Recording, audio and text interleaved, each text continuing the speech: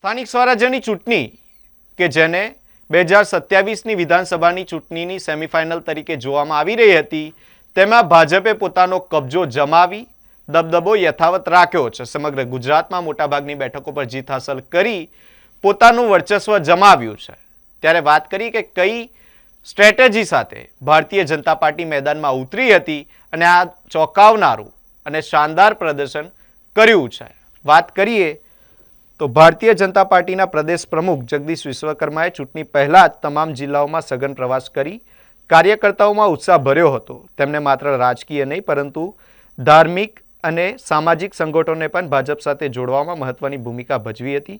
પ્રચાર દરમિયાન એરિયા મુજબ રિપોર્ટ કાર્ડ તૈયાર કરવામાં આવ્યા હતા, જેના આધારે જનતા સુધી વિકાસના કાર્યો પહોંચાડવામાં આવ્યા હતા. ઉપરાંત મુખ્યમંત્રી ભૂપેન્દ્રભાઈ પટેલ અને નાયબ મુખ્યમંત્રી હર્ષ સંઘવીએ પણ વિવિધ સ્થળોએ જિલ્લામાં પ્રચાર કરીને દરેક જગ્યાએ રેલી કાઢીને જનતા સાથે સીધો સંવાદ કર્યો હતો.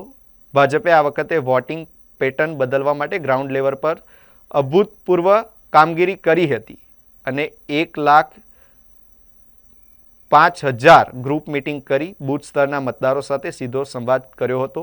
ઉપરાંત 30,000 સામાજિક મીટિંગ કરી વિવિધ સમાજોના અગ્રણી સાથે બેઠકો યોજી જનતાનો વિશ્વાસ જીત્યો હતો.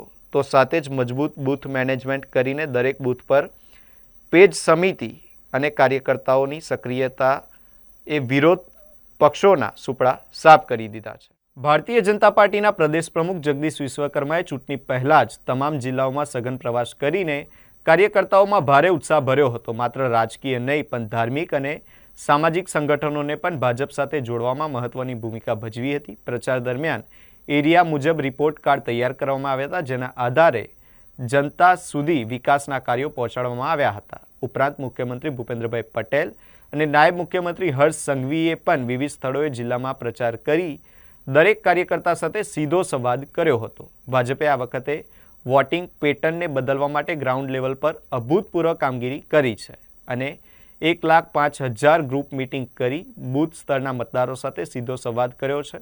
ઉપરાંત 30,000 સામાજિક મીટિંગ કરીને વિવિધ સમાજોના અગ્રણીઓ સાથે બેઠક યોજી વિશ્વાસ જીત્યો હતો. તો સાથે મજબૂત બૂથ મેનેજમેન્ટ કરી દરેક બૂથ પર પેજ સમિતિ અને કાર્યકર્તાઓની સક્રિયતાએ વિરોધ પક્ષોના સુપડા સાફ કરી દીધા છે.